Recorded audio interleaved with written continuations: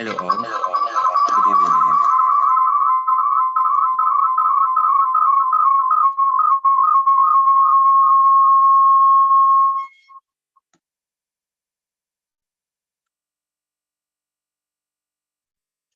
Good evening all.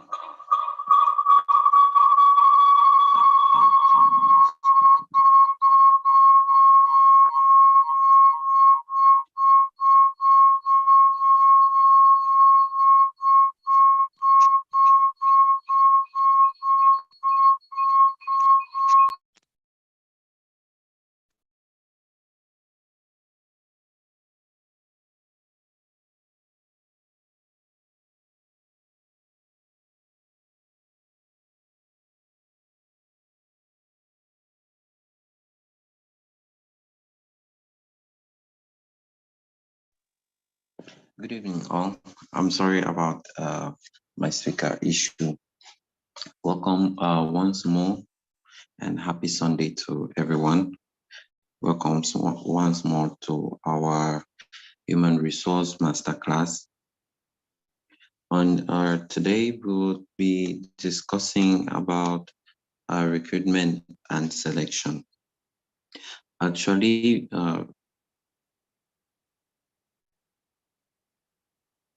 actually, our schedule is for 1 week, and because of that, we have to rush over some topics or probably keep them for our main course.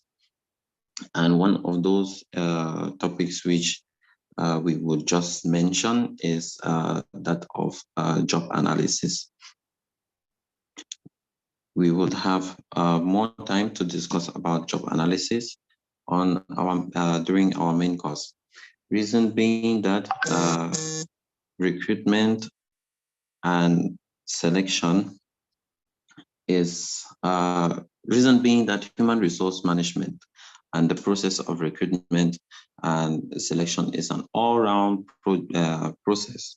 Remember, we started discussing about human resource planning, and then from human resource planning, we had to go to our job analysis. The reason is because with human resource planning, we get to look at both the present, the current workforce, and forecast that of the future. We want to know the demand and supply of the workforce, especially for talents for our organizations. The next that we were supposed to look at is job analysis. Job analysis actually, what it talks about is it tries to assess what the holder of a job is supposed to have in terms of his personal character, which is called person specification. And then it also determines the job description. So once we plan our job, once we plan our human resources, knowing what we have and what will be in the future, the next thing that we are supposed to know is what are the qualifications. If we have these people, what kind of people do we need to have in our organization? And that is what job analysis tries to look at. It looks at this person's specification and job description. But on our today's lesson, we'll be talking about recruitment and selection. Most students actually approach a model on recruitment and selection with some relief because they see it as being very easy. This is probably because most of us, we have been through the process, or we have applied for jobs sometimes and have been called for an interview or gotten this job. And so we would see it to be a very relatable topic. Though we see it this relatable, it is actually having it is something that requires a lot of skill to do, because this is what determines what how the organization is going to perform. So if we make a mistake by choosing the wrong person for a job, then the organization is going to suffer. So the first thing that we would talk about, we would look at, is recruitment. Remember, before recruitment and selection, we have the HR planning, the topic which we had just discussed. During our discussion, we made mention that human resource planning helps managers to analyze the current workforce of the organization and assist them in forecasting the future demands and of the future demand and supply of this workforce. We also indicated many factors that would necessitate human resource planning, which could be governmental. We spoke about economic. We could be demographic reasons. All of this, which affects our planning. There is another thing. Recruitment simply is the process of searching and obtaining the right pool of applicants, and from that we would get the right persons selected. So recruitment is all about capturing and understanding all activities directed at finding, locating potential employees. I think that it is worthy for us to know that before this topic, we spoke about this planning and all.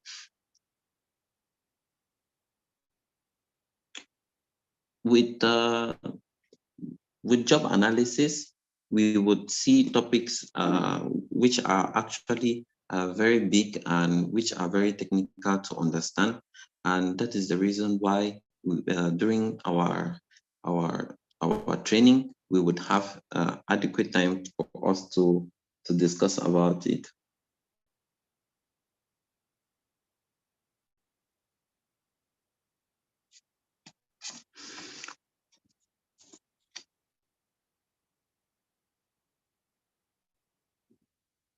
So, because I thought that human resource recruitment and selection would be a very relatable topic, I thought it would be good for us to have it today. However, people think that recruitment comes uh, after selection, but actually, this is not the case.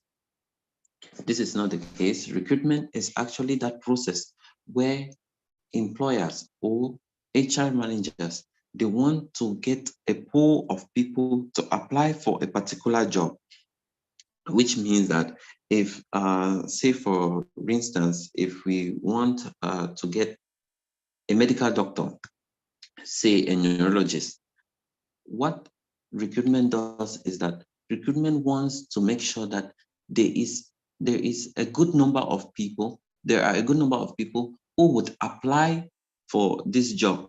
So during that process of recruitment, they would want to find the best possible means for advertisement, the best possible means to talk to these people so that they can actually get the jobs. I will just share my screen. I'm sorry I did not share before now.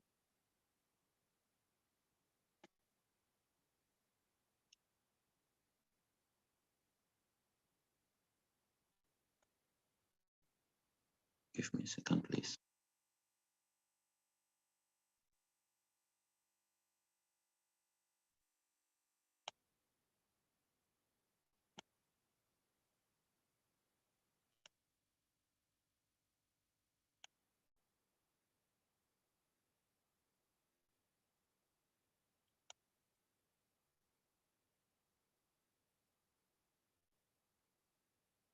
Okay. So first of all, we spoke about this and how relatable uh, recruitment and selection is. And then we're talking about the definition of recruitment, because it's good that we should understand exactly what recruitment is and where it falls.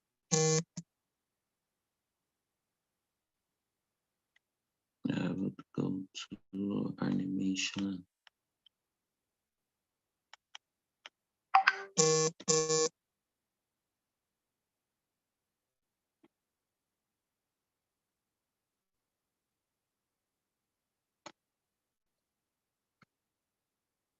I want to zoom it, okay? So give me 1 second. Let me get this.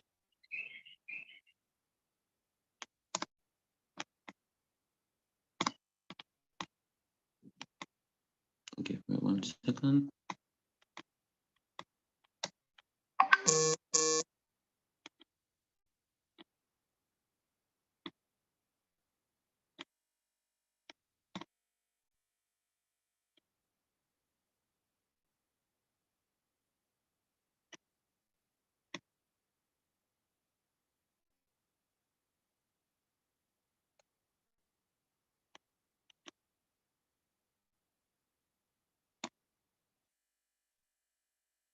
Okay, it is fine.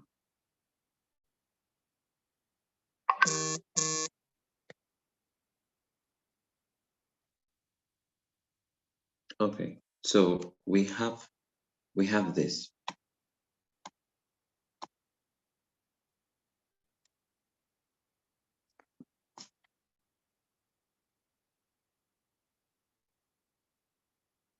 So as I was saying, recruitment actually tries to find a pool, the human resource, they would try to collect a pool of applicants, and in that process, they would then select from this pool of applicants those who meet the minimum requirement for a particular job.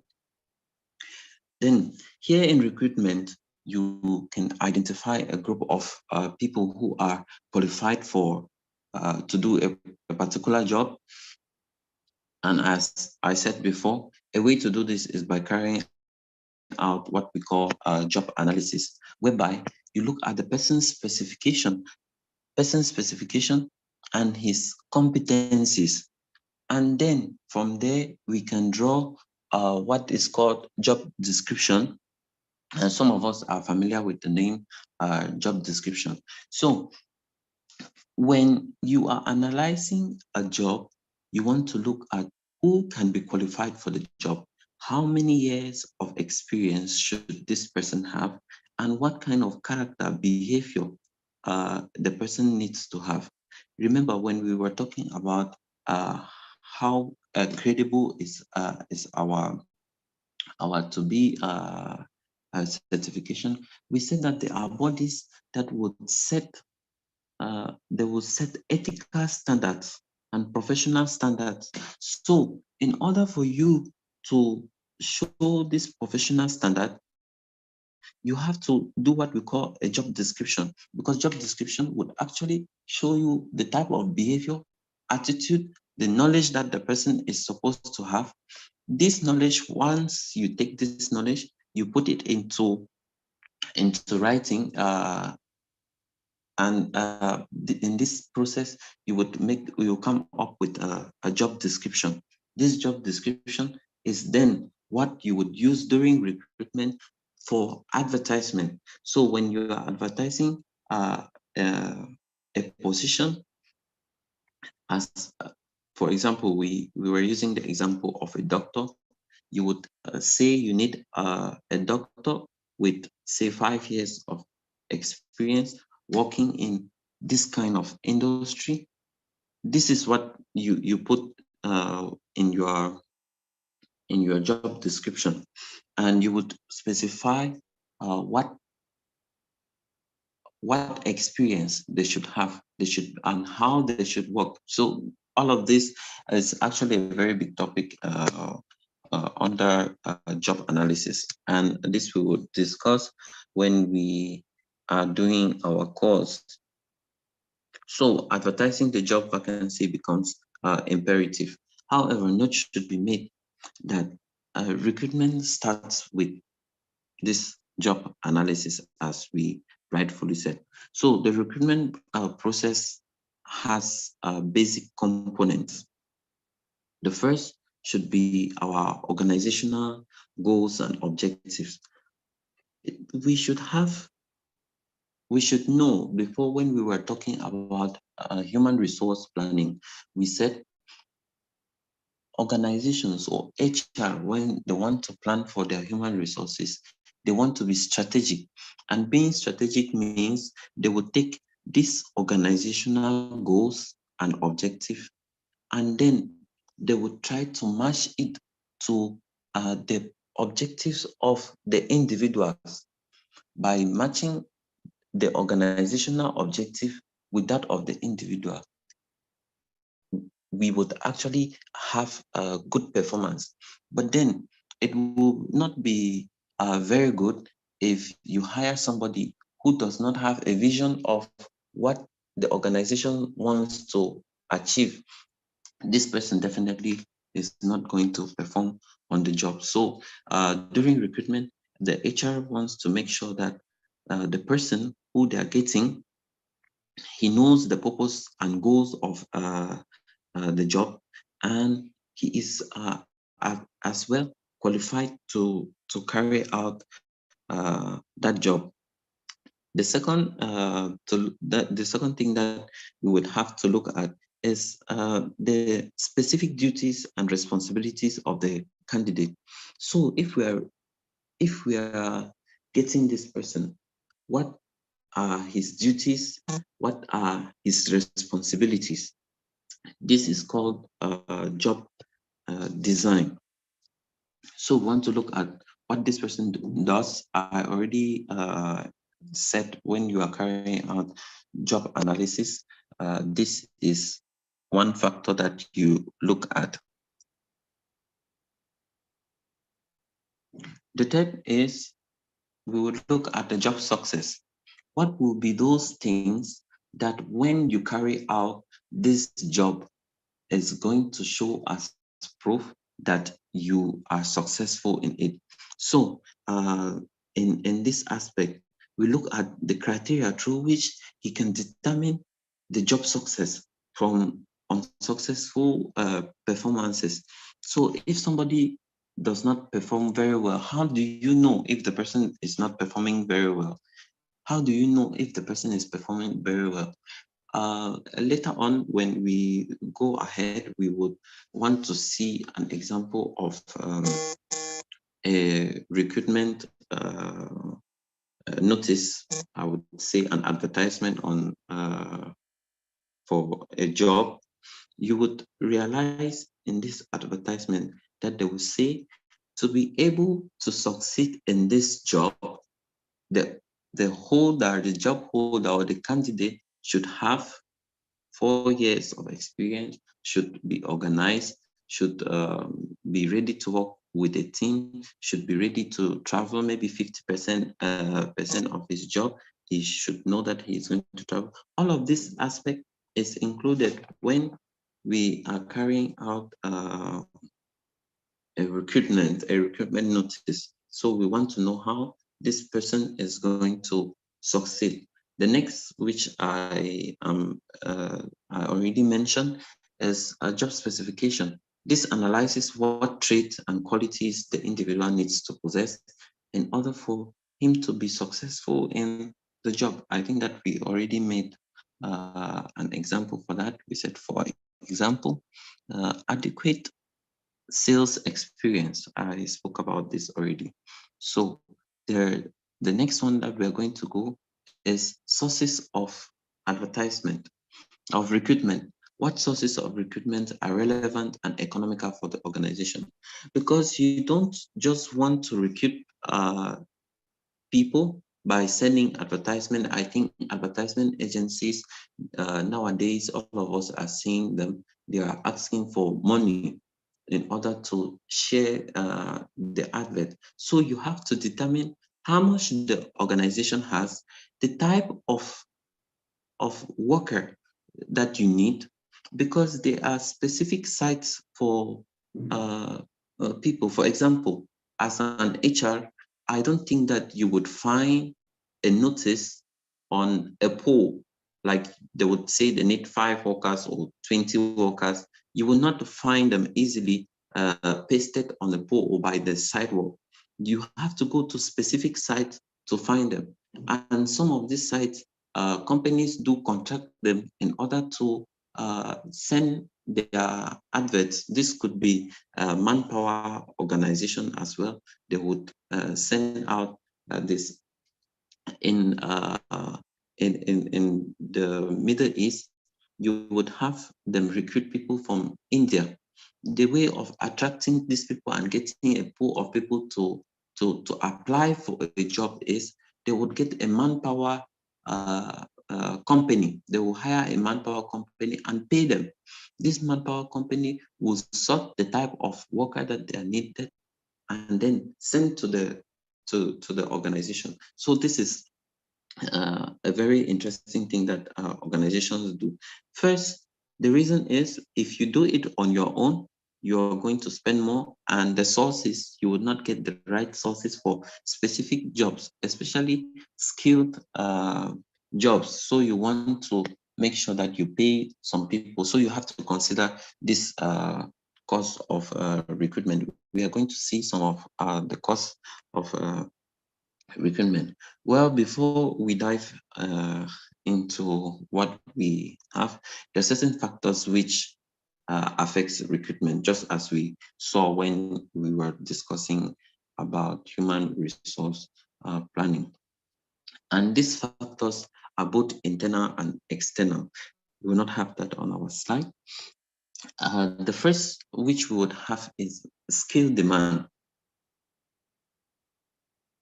The first factor that we would have is skill demand, and this is an external factor. When we are talking about job human resource planning, we said we want to know the current and the future. So the factor that would affect recruitment is the skill demand. How is it in the market? Are there so many people who are looking for a particular job, say job of salesperson? Are there so many people? If there are so many people, then we will not stress more to look for, to send out so many adverts on for salesperson. But if there are less people, we would want to look for that means where we can get the specific people that we want, and we want to adjust also how much we are paying for the job in order to attract these people. I think compensation is something that actually would attract workers to apply for a particular job. So you can get more pull if your remuneration package is good. You can get more people if you know exactly how the demand and supply of that workforce or that workforce is exactly. Now the next one is demographics. You want to know if they are old or young people within that area. You have to know if they are old or young people within that area. Sometimes when you want to hire people, say for example in China, as we said before, their population is aging. And so there are specific jobs that need young people to carry out this job.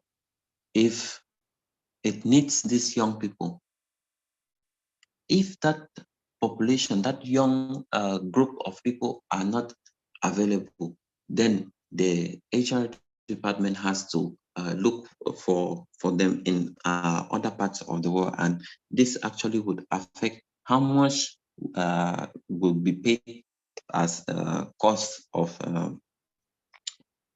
recruitment. Another factor is the legal factor. Legal factor would include would be this labor regulation. How is the country treating labor? Is how is the country treating labor? Sometimes you have a country that would put something like a minimum wage rate.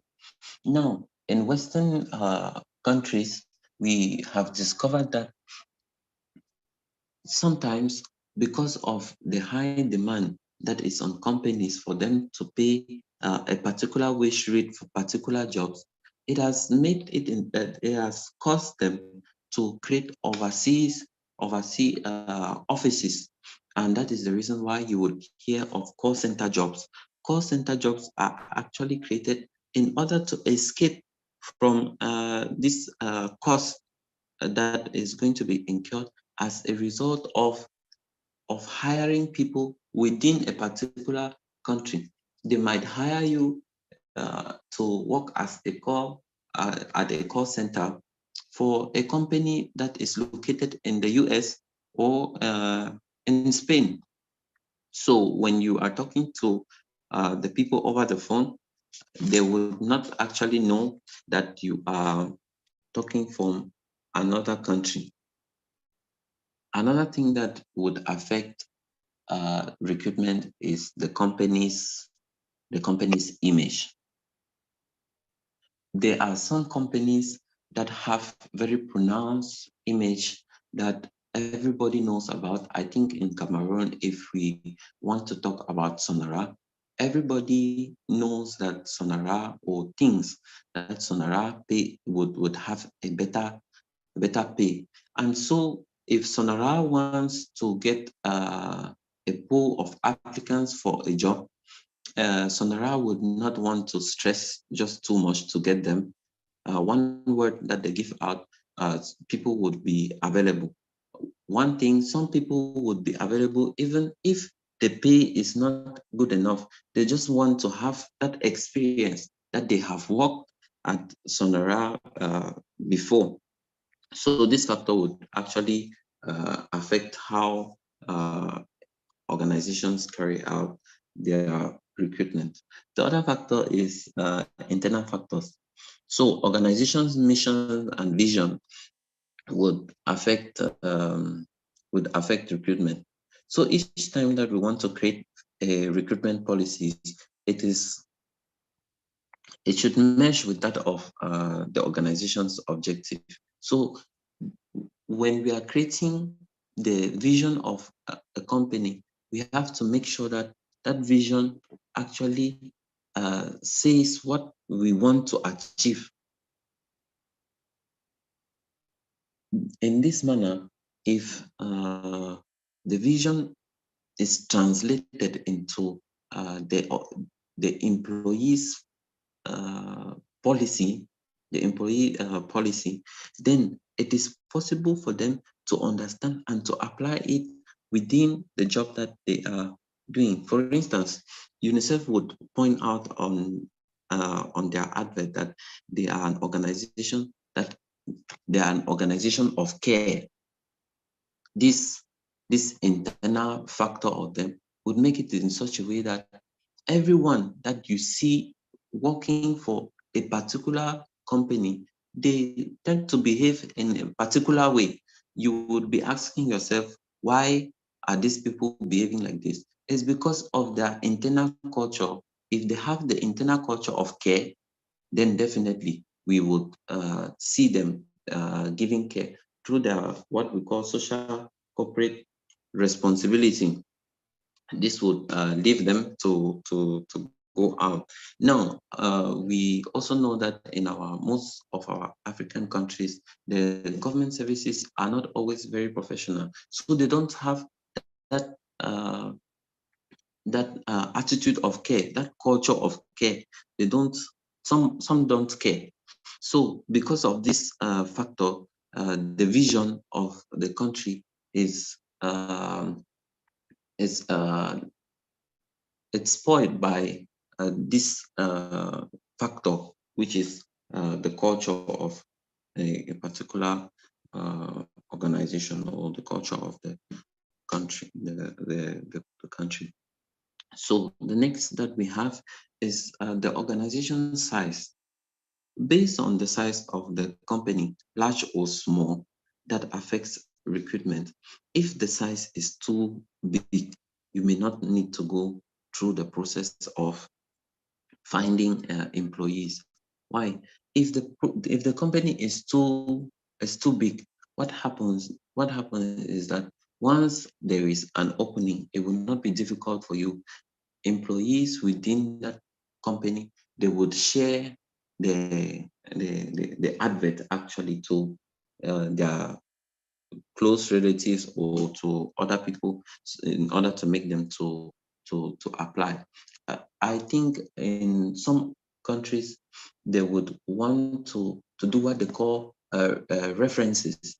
People who are already on the job, they would want you, they would say, we want you to bring somebody. If you bring somebody and that person gets hired for that particular job, then you are going to get a commission from it. So these are the things that organizations do in order to avoid the cost of hiring or the cost of recruiting new people. Another thing that would affect this organization is the budget. If an organization's budget is small, then definitely they would want to hire temporary workers, or if not temporary workers, they would want to hire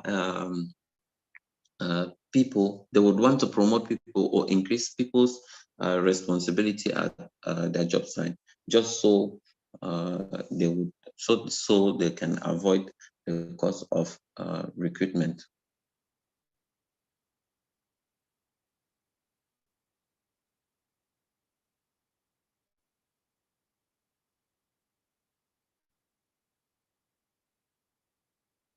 So, if we want to look at our diagram, the first step in this recruitment process would be to identify the job opening. The HR would then decide how to fill the position. So, based on the human resource planning, identify how many people are there and how many people they need. The next is that they're going to do a job analysis. Once they do the job analysis, they would identify what duties are there for the person who would have some specific specifications, and they would draw the job description. From there, they would identify from the job planning, they would identify the gap. Remember, they would identify the gap which is there, and then they would decide if they would want to fill the gap now or they will want to fill the gap in the future.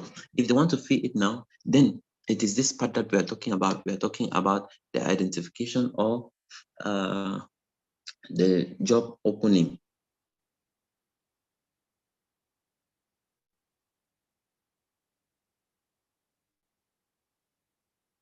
So if there is no one to fill the job, because they would have to decide on how they want to fill the job. If there is actually no one who would, if there is no means, no budget, they don't have enough money to fill a position, they might decide on two things. Either they would make no new hire, which means that they were going to promote those who they're going to promote some people within the organization. As we said before, if for some reason there is no budget for a new hire, someone within the organization may be assigned to do the task. This is done by a means of promotion or job rotation. So during the period where you are dropping your application, the HR actually is keen to know what other skills you have. So if you are an engineer and you have skills in marketing, the HR would note it. So once a position appears and they don't have the budget, the required budget for that position, they would simply call up the employee and ask the employee if he can also take a job in that area. And if he takes that job, there would only be a small portion that would be increased, would be made as an increment to his position, and maybe the position will change from just an engineer to that of a manager, or as the case may be. I remember one time we had to promote one of our site engineers to the procurement department as the procurement manager, because this engineer had an idea of how much equipment they needed and how much it would cost. And he also had training on the procedures to purchase this thing from abroad. So the easiest way for us to fill that position than hiring a new person was to bring in this engineer and make him the procurement in charge. So if there is no budget, or because of some reasons, we may decide not to hire a new person. We may decide to use temporary workers. We may decide to hire them from just hire maybe volunteers to carry out that job. Sometimes you would see the UN calling for people to to to apply for positions as volunteers or interns.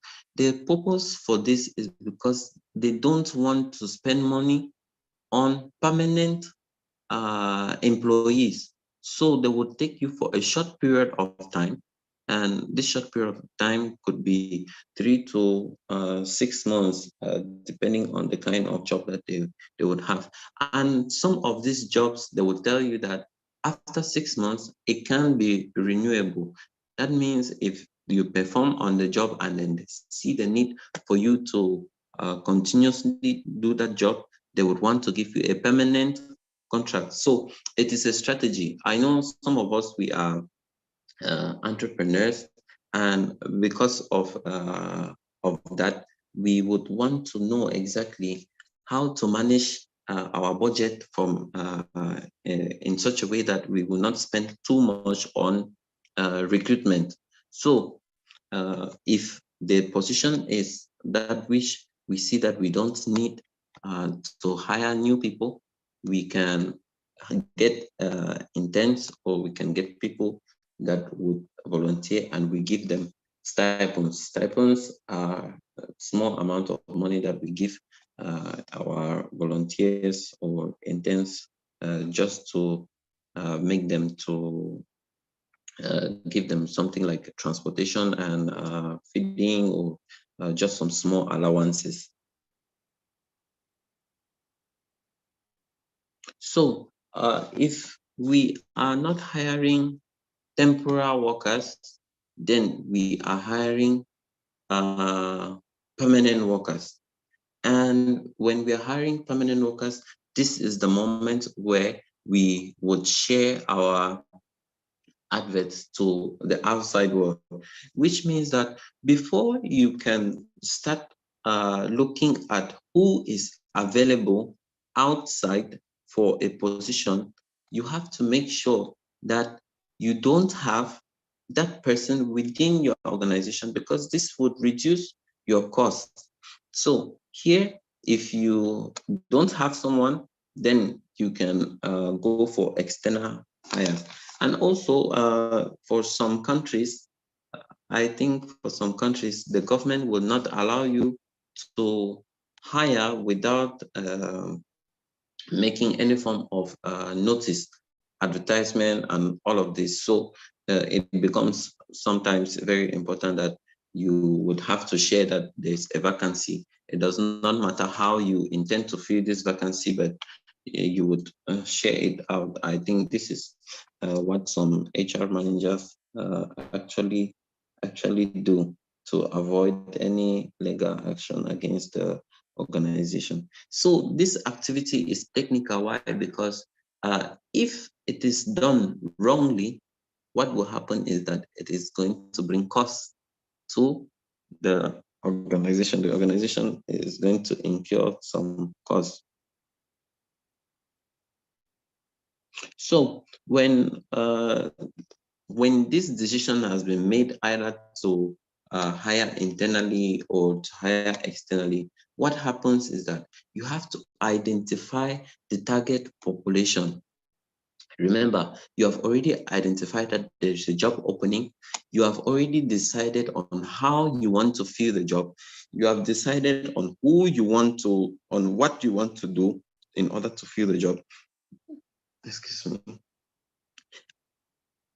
Either you want to fill it internally or you want to fill it externally. Now you want to go to identify which population, what is your target? How many people do you want to target for that particular job? Once you have identified the target population, then you can now look at those who are qualified and those who are not qualified. Let's look at that. So, as stated from our explanation, recruitment begins with human resource planning. Once human resource planning is done, then we would have our job analysis. Job analysis identifies job specification, person specification, and it would bring out the job description.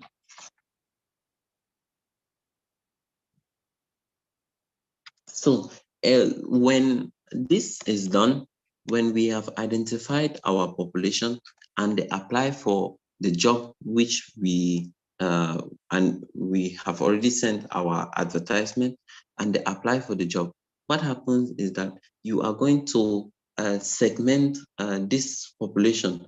How are you going to segment them? Between those who you would have pool of applicants. I think you would have those who are not qualified for the job applying. You would have those who are qualified but do not have the required experience qualifying, applying. You would have students who are fresh from school applying as well.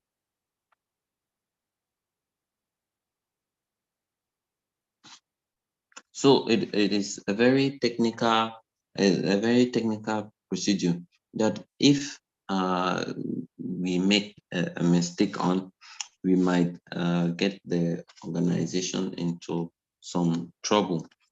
Now, once we have identified the population and have gotten them, what happens is that we are going to segment this group of people who have applied for the job.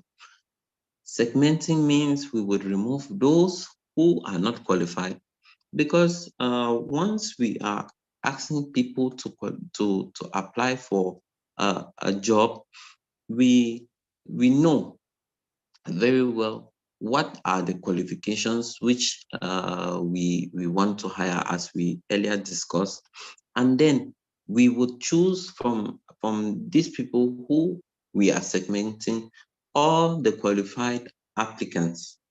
So applicants can be qualified in that they have followed all the instructions which have been given. If those instructions are not followed as we would want them to follow, what happens is that we're going to drop them. Sometimes we would ask them to join a link, just like the link that we had for the certification. Those that will not join that link or will not fill in the right information, they automatically get disqualified.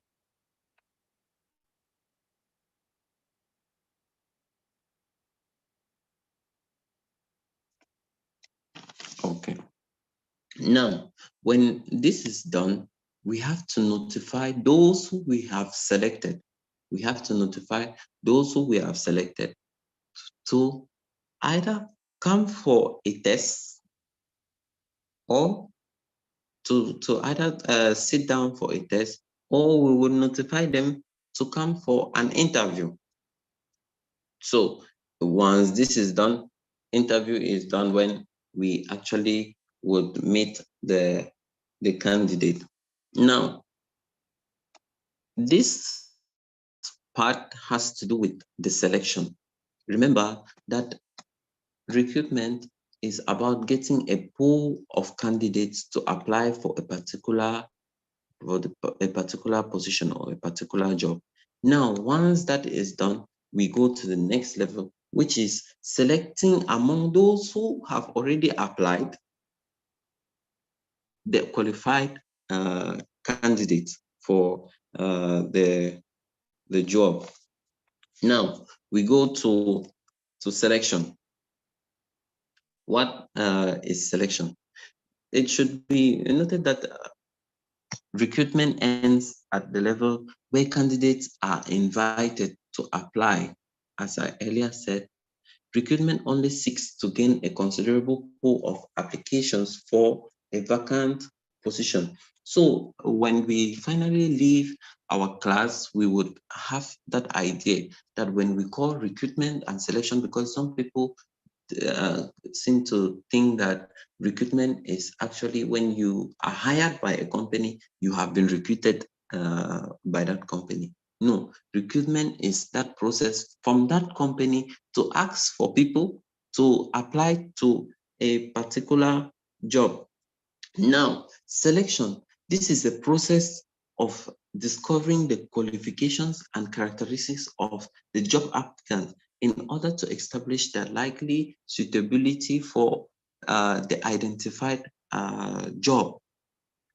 So selection now comes in to do what? Selection now comes in to look at your qualification. Once recruitment has been done and then they get these people, what happens to selection is that they want to look at the qualification and characteristics of the person who is applying for the job. Remember that job analysis has to do with person specification, which specifies exactly what qualification that the person is supposed to have, and what are his characters, what kind of behavior does he need to portray in order for him to hold that position. Say a managerial position requires that you should be confident. It requires that you should be someone who can work with a team, who can actually lead a team. So if you don't have the required qualification, what happens is that you cannot be hired for a particular job. Remember that we want to make sure that while hiring, we are as fair. That means we don't want to make a distinction between the people who are applying for a particular job, be it male or female, and as the case may be, some societies, not ours, are getting other groups of people, which we cannot see here actually.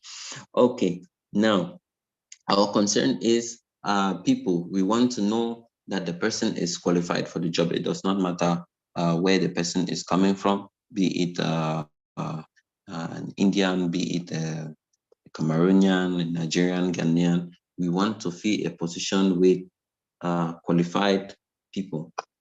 Now, to make to make the recruitment process or the selection process effective, one has to consider two types of errors that occur when you are selecting somebody. The first problem, the first thing that we want to avoid when we are selecting somebody, people for a particular position, is that we want to avoid rejecting candidates who would have been who would have performed well. You don't want to reject the candidate who will have performed well, and instead selecting those who would later on perform poorly within the job. So that is why it's a very very technical part of selection or recruitment and selection.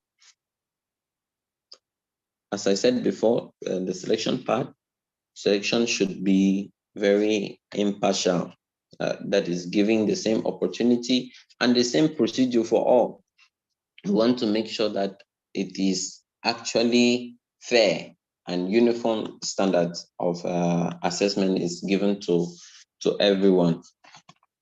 I know there are some people, because we are people, there are some people who, during recruitment, you would have them, they would keep aside the requirements for that recruitment, and they will ask you obnoxious questions which does not relate to that job performance or the requirements that is needed for you to carry out that job.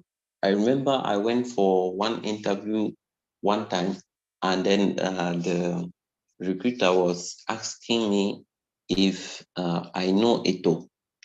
This does not have anything to do with the job. It does not have anything to do with the job. It does not have anything to do with the objective for which you are sending out that job. If you would want to test the social aspect of a worker, it is better to ask them questions that has it is better to ask them questions that has to do with them building a team. You can ask them questions like, are you willing to work with a team? Can you work with a team, or you like working alone? This would actually determine if the person is suitable, especially for management position. So we want to avoid these two errors, which is the first, we want to avoid the error of rejecting candidates who would have performed very well within their jobs, and the error of us recruiting people who later on they would not actually perform. So we are training ourselves to be very technical in such aspect.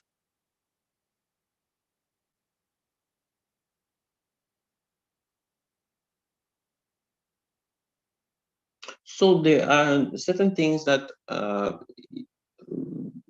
organizations do. Many organizations focus their attention only on the can-do elements.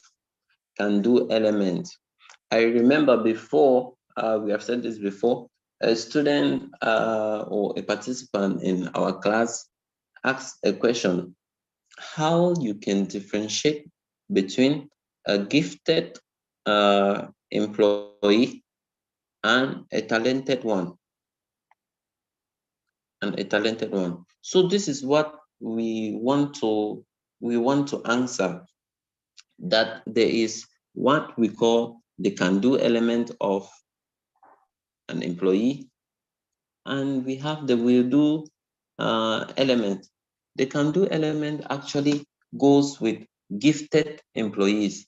That means that there are people who are gifted in such a way that they understand what a job requires. They know exactly what is supposed to, the job actually, the content of that job. And they have the knowledge and skill for that job. Imagine somebody who has good knowledge in JavaScript. He knows very well what it means for him to carry out that job, because he's an IT specialist. But now the thing is that those who are gifted and have the can-do element, actually, most of the time, they are not interested in the job itself. They are just coming to that job in order for them to get the benefits that come with the job. They have seen a job that they are going to pay 1,000,000 francs, and they are like, oh, they are paying 1,000,000 francs for this job. It is good for me to apply for it. Maybe I can be taken for the job. So we want to avoid hiring this kind of people, because they are gifted, but they are not they are not interested in the job, or they will later on not actually perform. However, some of these people are not, because people are different. So we have to be very careful once we make a decision on what type of group of people we want to get into a particular job, there are some people that when you want to look at the can-do element of them, especially young graduates, they don't have any track record of experience that you can look for. So you go with what we would refer to as gut feeling. You go with gut feeling, and then you look at those aspects which can be trainable. So if you look at a particular applicant and you find out that they have some interest, then you can determine if they can be trained in the long run. Then you can make a decision to want to hire them. Now we go to the next group of people, which are the talented employees, and they have the will do element. This will do element actually means that these people are actually gifted employees. They are gifted, they have the knowledge and they have the skills, but what they also have that is different from those who are um, they can do those who have the can do element is that this group of the will do element with the will do element, they are actually interested in the job and have some form of experience. So if you have had experience, some past experience within the job before, and you are actually interested in that particular job, there is a track record for the HR to check to know how many years you spent doing that job and what are your achievements. I think that the reason why we get to send our CVs and all is for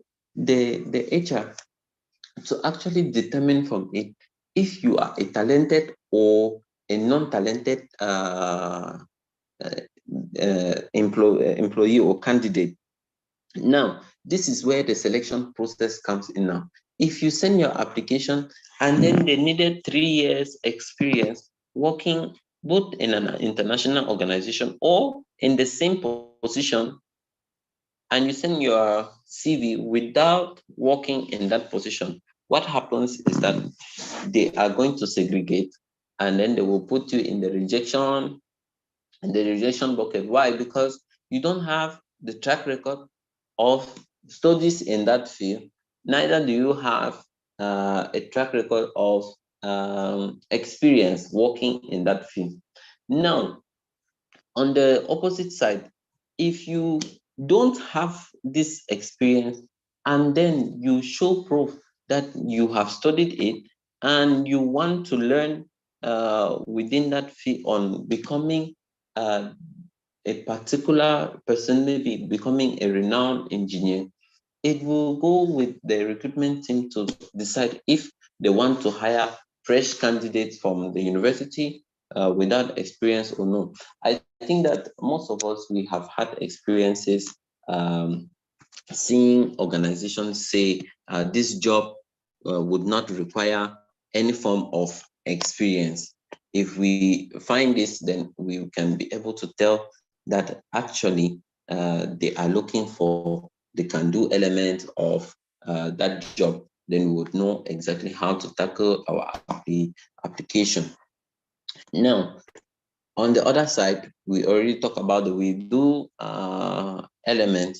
That that element has to do with one who is having the skills, the knowledge, and have some form of experience. So when we are hiring as HR, we would know that we are looking for those who have these aspects.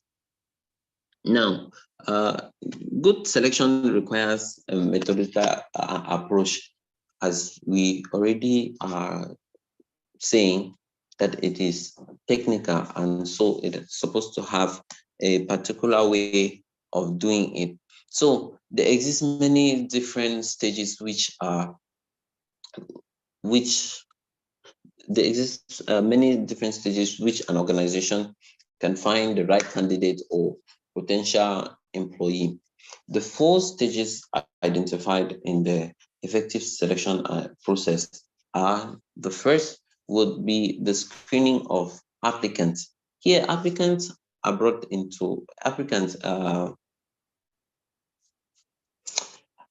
here by screening applicants, as we already had mentioned.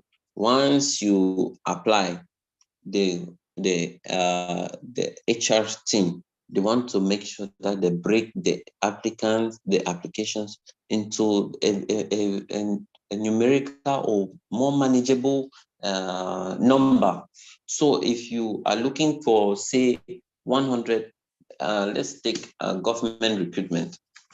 Once the government says that they want to recruit 1,000 teachers, what happens is that more than 1,000 would apply for that position. They would want to apply. Now, the government does what we would say document check. What they will do is they will look at all of those who have applied, and the petty mistake that you would make on this application, they will automatically remove you, because they are just looking for 1,000. That means if they tell you that they need you to send 20,000 as registration amount, or they need you to apply on or before this particular date, and you apply after that date, what happens is that they are going to shortlist you as somebody who did not follow the instruction of application.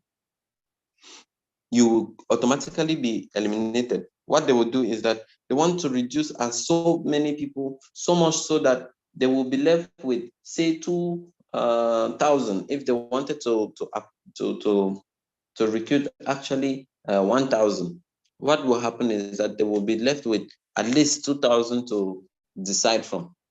So the two primary purposes of this screening of applicants is that they want to make sure that applicants that are failing to get the minimum qualification requirement, what happens to them? They are dropped. And now the remaining applicants who have the motivation, the interest to carry out this job, what will happen is that they will be taken for the job. Now, another step for or method of selection is test. Now, this test actually in most schools, especially in Europe, when you want to apply for admission in schools in Europe, they would want to give you what we call aptitude test. Now, this test has to do with, for example, language. They want to know if you can speak English, if they did not, if English was not a requirement. So they want to give you like a conversation, kind of a test. They want to test your knowledge on a specific skill that they are looking at, and sometimes they want to test if you can understand visual objects. They would put them for you to identify. And for unskilled jobs, sometimes they would even carry you to the workshop. Say for those who are doing mechanics, especially in this our society, they would want to take you to the job site and say this is a test period. I'm sure that if most of us we have been through this process of recruitment, we would know exactly that this is what is obtained when you want to hire somebody and you want to give them a test to see if they have the required skill or not. Like we see here that motor ability have shown to be moderate valid indicators for many semi-skilled and unskilled operatives, you see. So this unskilled operative, they will take you for a mini test. So the intelligence test is very important for supervisory position. Why supervisors? Because they will be directly involved at the factory, for example, they will be directly involved in directing the unskilled labor to carry out a particular job. I remember working in one company that has to do with that had to do with chicken. So you would have supervisors who they would be the one to carry to direct these people within the factory on how to do packaging and cutting and all of these things. Now, remember when we were talking about human resource planning, we also made mention that supervisors play the role of representing the company to its employees, which means that supervisors have to understand actually the objective of a particular company in order for them to translate it to their subordinates at work. So in order for them to do this, sometimes when organization sends an advert of a job, they would also send a brief history or a brief summary of what that organization stands for. Now, going through that brief summary, there might also be a website that you have to click to read more about that organization. This is actually a process where they just want to give you a small test. What test? They want you to know exactly what that organization is producing, what culture the organization has, so that it would help you on how you would formulate your CV, and it will help you during this test, because some of them, they would actually ask you exactly that what is this organization out to achieve. So if you do not make any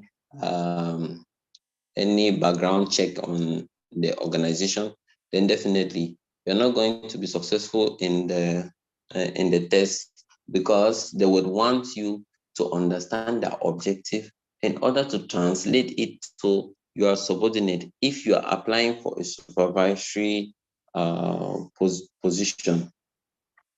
So it's very important for the management to make sure that the test actually reflects what the job is going to be about. You would not go asking employees to answer questions uh, questions relating to other things apart from that which is specific to that job, because hiring expert, that is what actually happens. This is the reason why we need human resources. Why? Because if it is a manager who is hiring, a line manager who is hiring for a position, he does not care about anything. He cares about job accomplishment. He wants to know if you would be able to do the job, looking at your certification, looking at everything. But that human resource aspect, where you would have to work with a team, where he will have to look at you as a person, look at the challenges that you have, physical or mental challenge that you would have in order for you to carry out that job. Because now, I think that increasingly we are having so many cases at the place of work with people with mental health issues. Now, if this is an issue, then you need actually somebody who would identify this and make sure that this is tackled before you would hire someone who is mentally deranged to work in your organization. Now, the third stage is that of selecting the people through a means of interview. So interviews are designed and conducted to know more about the candidate, which are addressed or known through applications or resume or written test. So once you have written a test, once you have sent in your application and it is studied and they see that you are qualified, you meet the minimum because I said nobody is perfect. Some people will be more qualified than others. We can be looking for someone with, say, 7 years of experience, and every other person that will apply for the job, they either have 4 or 5 years experience. This they meet some requirements, but for the fact that they don't have the required number of years of experience, we can still select these people. And if we find them to be qualified, that means they have gone through our test. If they have written the test and they are qualified, or their documents are up to par, what will happen is that we would still invite them for an interview. An interview now, we would ask them directly some of those aspects that we were unable to ask them on a piece of paper.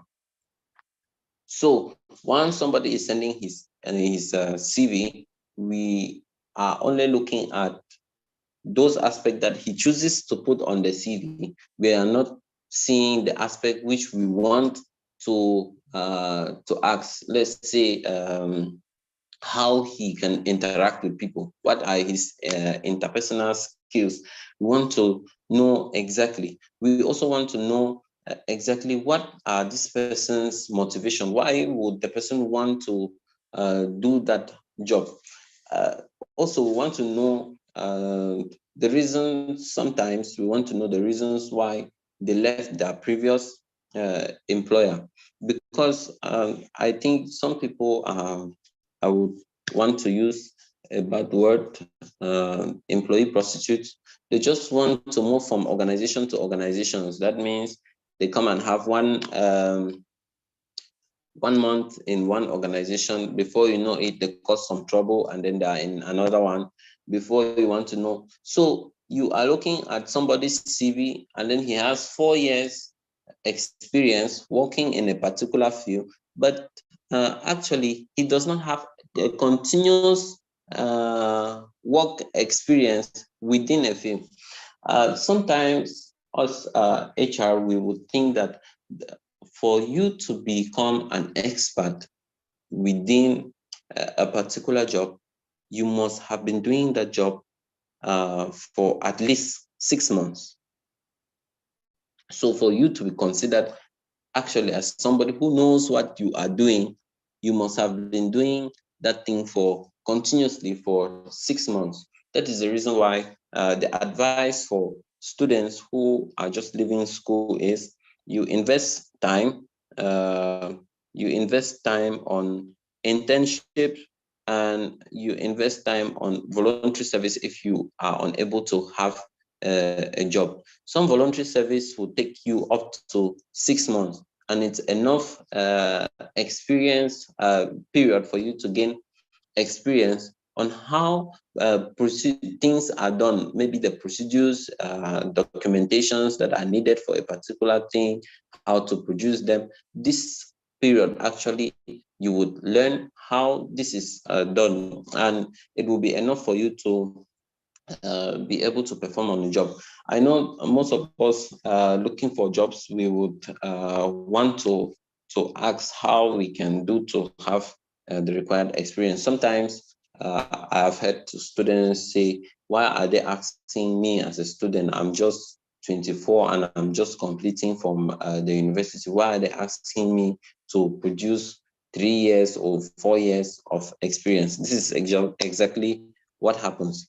And with this, I just want to make us know that we are available at any time, because we are holding each other's hand to make sure that you achieve your objective, which is that of becoming a professional. So at any point within your career or within your work sphere, you want to ask, or you want to know why a procedure is going the way that it is going and need some advice, please don't hesitate. My number is there. You can directly get to me and we will talk about it. Now, we want to go to what the recruitment, the selection decision. Once all of this has been done, the next thing for the employer to do is that he wants to select you. Now, during the process of looking at your application, we said they would do your screening, they would make a test, they would do screening to remove a lot of people who did not meet the requirement. They would conduct a test like what some microfinance, especially Baku, I think Baku, they would organize an exam, entrance exam or something like that. Even the government does the same. They would organize an exam. Those who are successful in that exam would trim down the number of people who actually applied for that particular position, and then would enable them to have a workable number of people that at least can hold that position. Now, when they have this workable number of people, what they do is that they would send out a word for, they would invite them for an interview. And inviting them for an interview, we will not have so many people invited for this interview. They would choose from the very best. Now, when it comes to recruitment decision, you would see that during that period, they have eliminated a lot of people.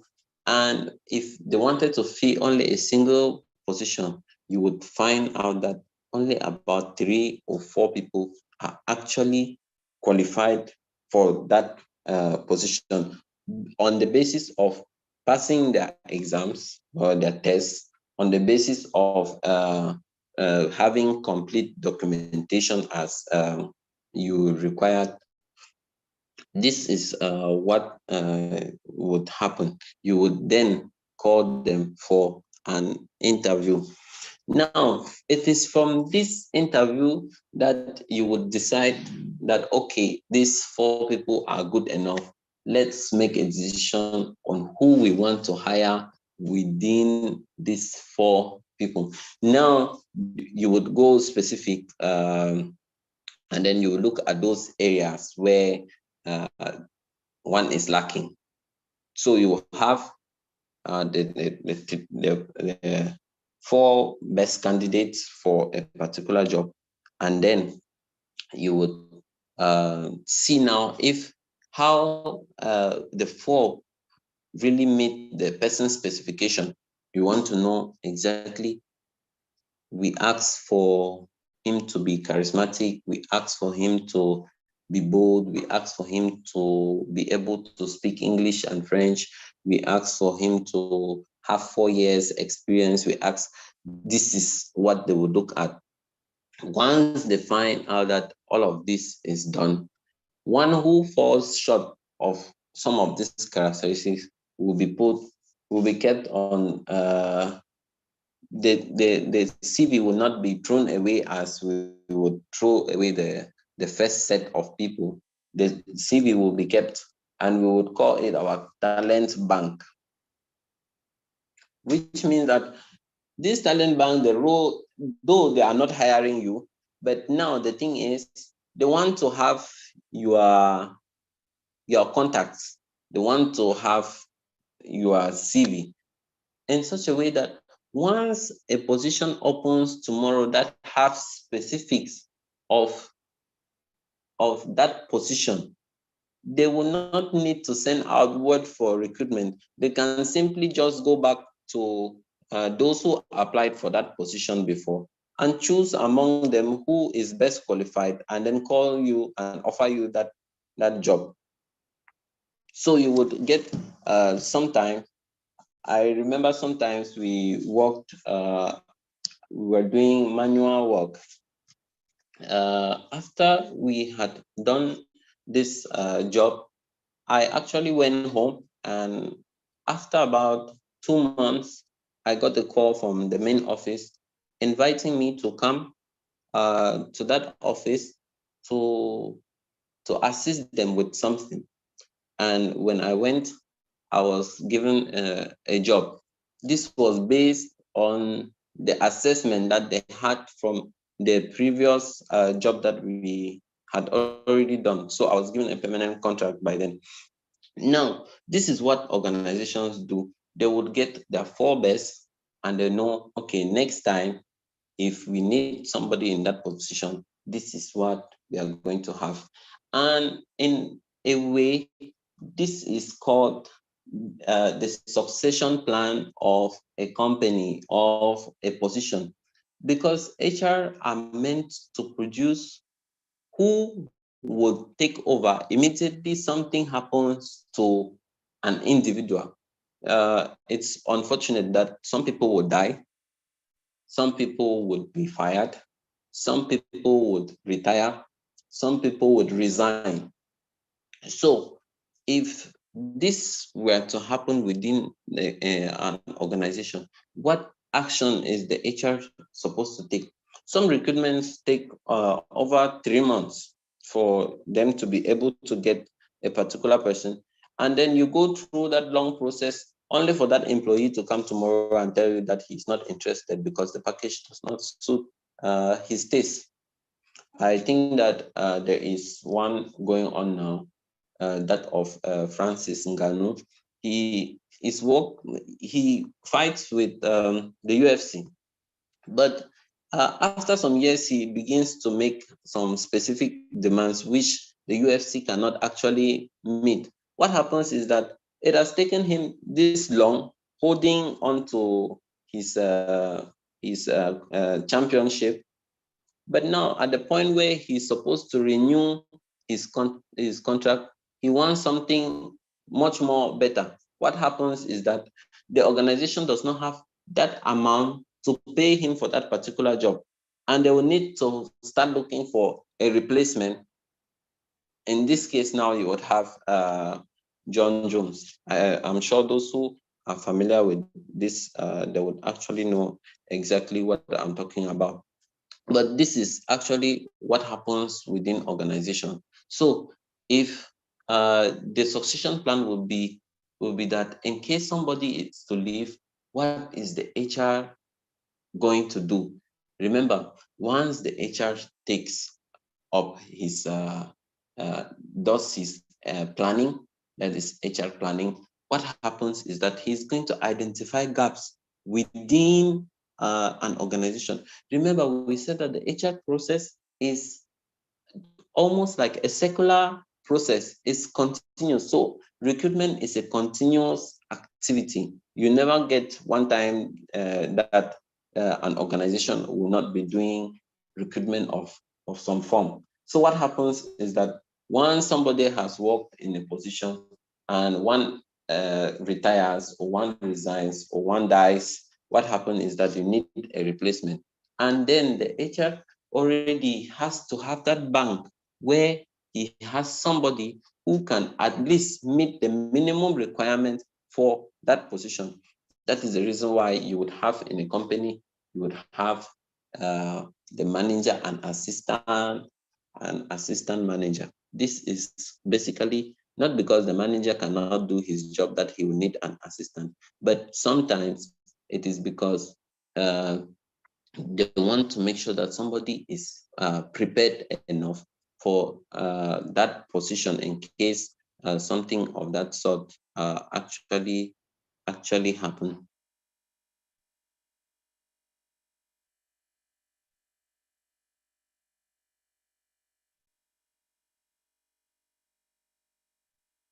So in the end of recruitment, what actually happens is that once they have people who are deniably having the required qualification for that job, what happens is that it will be left now on the recruitment team for them to go by their feeling on who they would want to choose.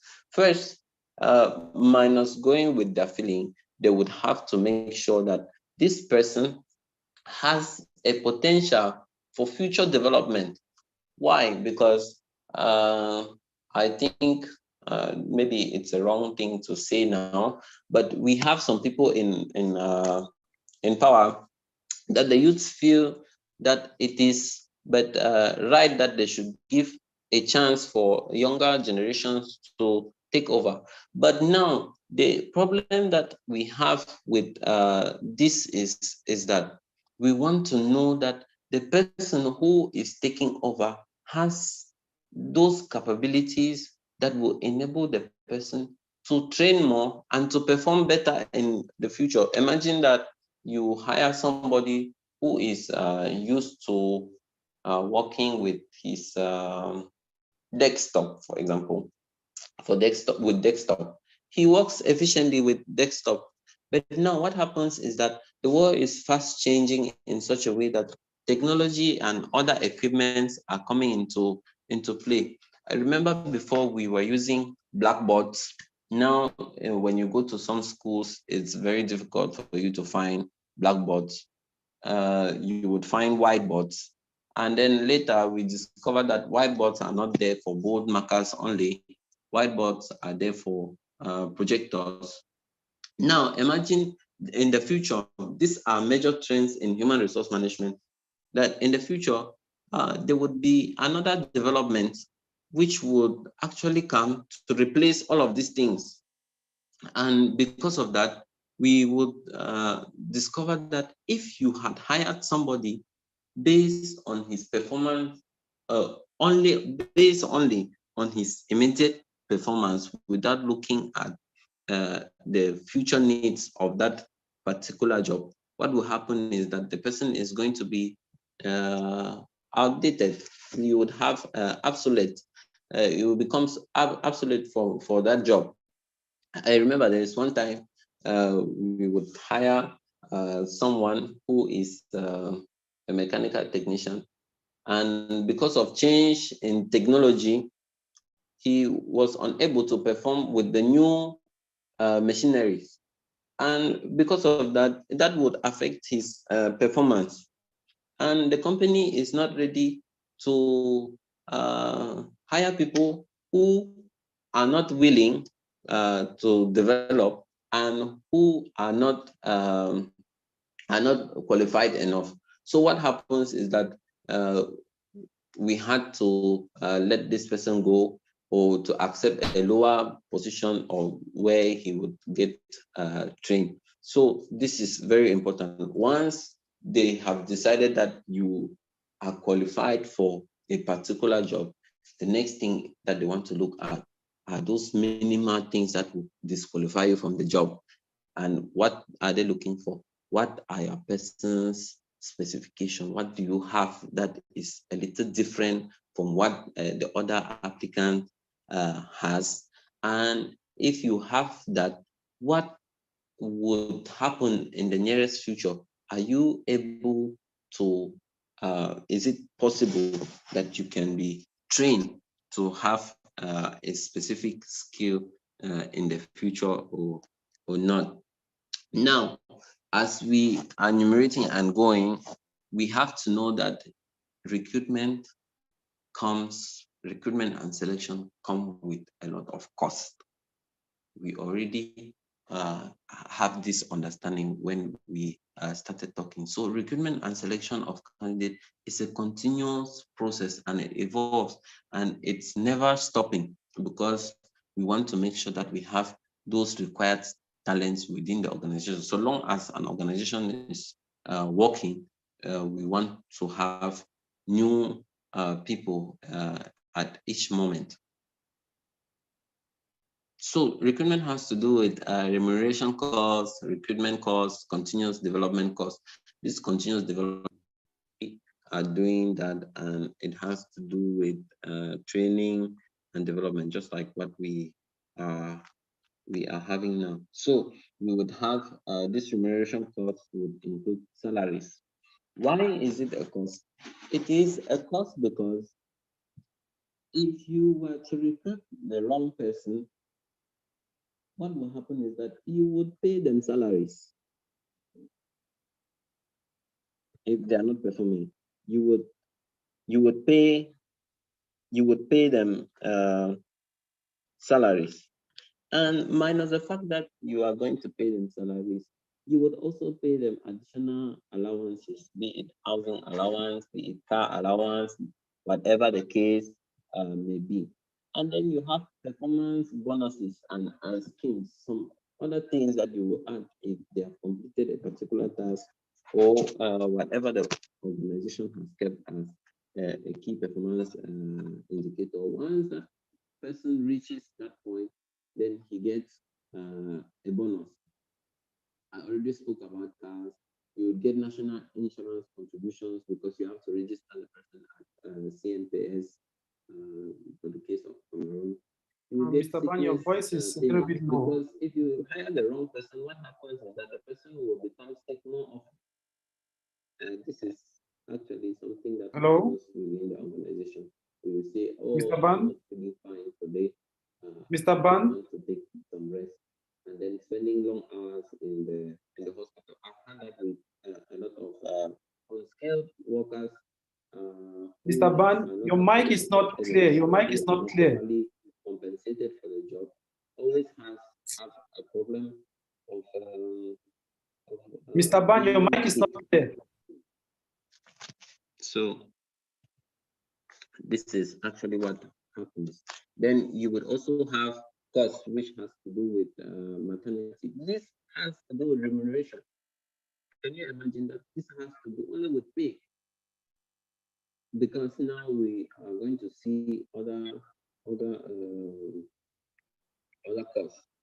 Now you have direct costs, which includes advertisement. Remember when I was saying something about advertisement, you have to choose which agency you would want to advertise from, and these agencies would require pay. You have to choose preparation of forms. How much forms are you preparing? If 1,000 people are supposed to fill some forms, that means 1,000 papers. So that means creating a website where they have to fill, and you have to pay for website hosting. You have to pay for who is going to monitor this registration and all the like.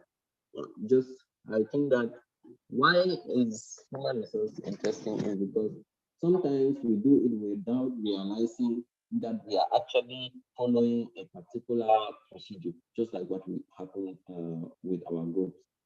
Actually, within the group, we have carried out what we would say we have done our advertisement, which means that we have already determined what mode we are going to use. We actually sent out the word and got a pool of applicants, and those Mr. Ban, can you get me? Mr. Dieudonné. The selection method to make sure that those Mr. who Dieudonné. are interested in the course, they would have to join our group. Now we are going to we got to a point where some of us we do not agree with what the some decisions within the group. We do not agree to them or had some differences with that. That is called team formation, and it's very normal in human resource management. This is something that we are going to see when we are discussing. This is what we are going to see when we are getting our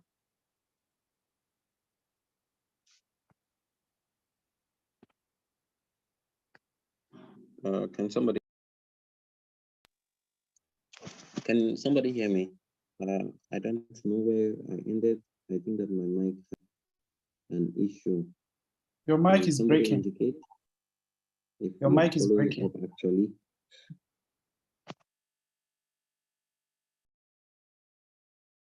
Can you even get me? Mr. Ban, can you get me? Yes, I can hear you. I've been trying to indicate your mic is having an issue. It's breaking. Not really clear.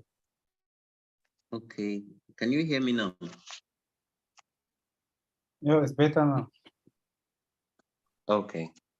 If somebody was following up, please, can you indicate where we ended so that I can take it over again?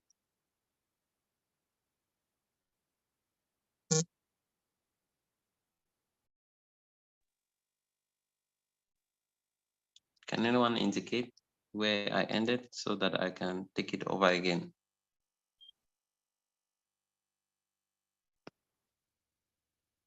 No, I think you can just continue. Thank you. Okay. All right. So we're talking about the direct cost, which has to do with we're talking about the direct cost, which has to do with recruitment. Now, I would go to the next, which is the recruitment cost in terms of time. Once you are recruiting somebody, or once we send out an advert, it's going to take time out of our normal activities to make sure that we follow through with this advertisement. So time is involved in reviewing applications, time is involved in interviewing, time is involved in evaluating the candidates. So with this time that is being used is indirectly paid for by the organization. Sometimes we would also take people from different sections of the organization. Probably if we were to hire a technician for Congo, we might want somebody from Congo to come to Cameroon to make sure that he partakes in the interview, probably the line manager. Remember that line managers especially also take part in this process of recruitment because they are the ones who own the technical skills required for that job. And so once the HR selects these people, the manager would come to the panel to help them to select who has that specific technical skills, though it is already specified on the job description, but there are specific questions which the manager would want to know. Probably he has a challenge at the work site. What he would do is that he wants to know how you can actually solve that challenge. I remember going for an interview and then I am asked a question. If this thing happens, how do you intend to solve it? If management decide not to listen to you, or if people are not following in line, how does the HR intend to tackle that issue? This would be technical for the human resources. But for other organizations, they also have technical questions, which is asked. During that interview, the HR would act as a supervisor for the interview. So the HR will sit there, make sure that the questions that are asked are actually job related. The HR will ask questions relating to how you can react, you can interact with other people within the group, and so on and so forth. So the next cost that you would incur is development cost, which is that of attending training and development. Why? Because as I said before, for every organization, every position that you apply to for a new organization, there must be a form of training within that organization. There must be a form of training. And this also goes with cost. Actually, some organizations actually contract other organizations for training and development. Like if we were operating a consultancy, some organization can contract us to actually come to this organization to put some systems or some procedures in place. So, and sometimes you can be contracted to train the employees that are new to that organization. Sometimes organizations just organize. I also remember that we had a fire incident, and because of this reason, the HR decided to train every employee on the basic methods of firefighting. This actually goes along with some costs. So the next one is termination. Once you hire somebody and is the wrong person, what happens is that you would want to look for a means to terminate them based on that their performance. And the thing is that you have to pay them the redundancy fee. Redundancy simply means termination fee. You have to pay the indemnities, what the company owes them, and this is some cost. Now, what happened is that when you have selected somebody, I'm making some emphasis. Once you have selected somebody for a particular position, this does not mean that that person is hired.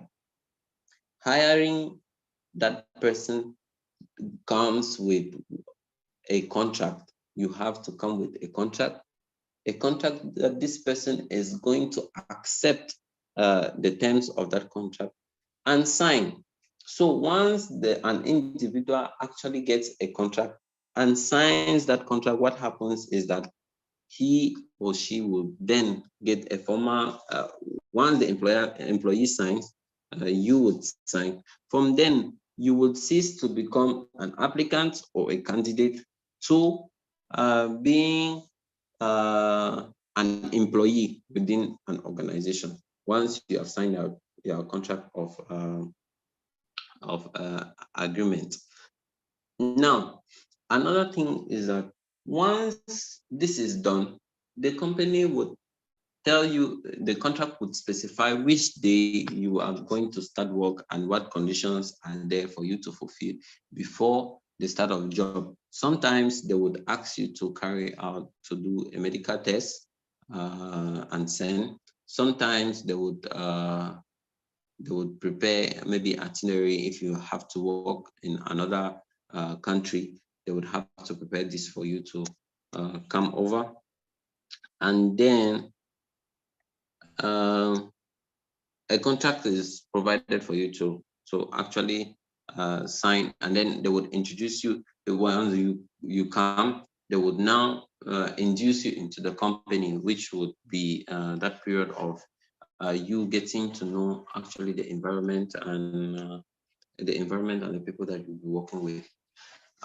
Here, I don't think that there is too much complications because after you have done this, the next thing that they will do is team formation, which is something that we are supposed to discuss during our main course, which will be we'll discuss team dynamics and formation of teams. We'll discuss contract conflict resolutions. There are so many things within human resource management, and plus the ones which we have kept aside for the purpose of our study.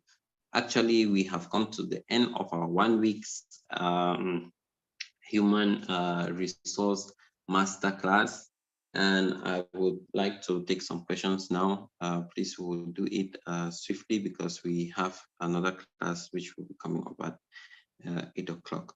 Any questions, please? You can ask a question so that we would clear them if in case you have any doubt, please. Thank you.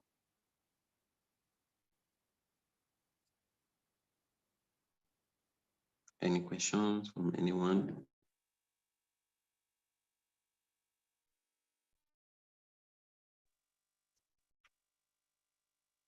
Okay, if any questions from anyone as we are ending our session?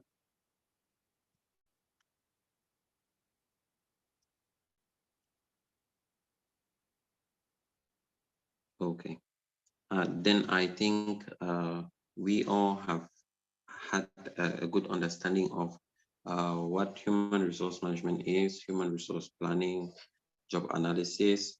We've also had understanding of what recruitment and selection is, and we will be given more information regarding our course. I don't any, I wish.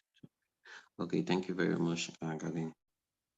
So we would want to make sure that we have an opening for us to discuss on our main course, which will be coming up, and that is going to be done by our school admin and maybe later on in our group.